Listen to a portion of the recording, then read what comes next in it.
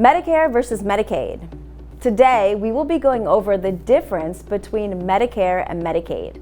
In a nutshell, Medicare is a federal health insurance program for people age 65 and older, and Medicaid is a federal medical assistance program that is run by the states for low-income individuals at any age.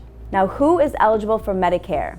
Most U.S. citizens over age 65 will qualify as an individual or whose spouse that paid into Medicare for 10 years. Some non-U.S. residents age 65 who have been granted permanent residency may qualify. Individuals with qualifying disabilities or diagnosed of permanent kidney failure can qualify at any age. Who is eligible for Medicaid? It depends on what state you live in. In all states, Medicaid provides medical coverage for some low-income individuals, pregnant women, elderly, and people with disabilities.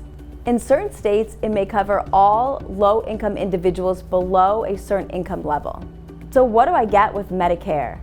Part A, hospital stay, is normally free for most individuals, and there is a yearly deduction, and stays over 60 days have an additional cost. Part B, outpatient, has a premium cost that is dependent on how high your income is.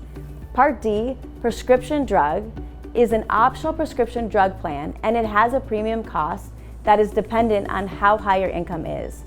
There is also Medicare Advantage Part C, which combines Part A and Part B, and usually Part D into one plan through a private insurer. It also has some additional premium costs. Lastly, there are Medicare supplement plans, also known as Medigap, that can layer on top of Part A and Part B to provide stronger deductible coverage, which covers the gaps that Part A and B don't. Now, what do I get with Medicaid?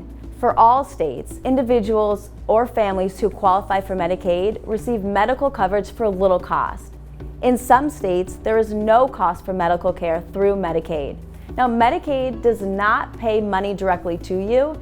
Instead, it sends the payments directly to the healthcare provider who provided the service. In planning for retirement, it is important that you include known costs of healthcare, like your Medicare premiums and out-of-pocket expenses, within your retirement cash flow plan.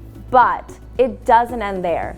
A well-planned retirement should also include a long-term plan to spend more on health-related expenses throughout your life, as these expenses can become one of the largest draws of your financial resources.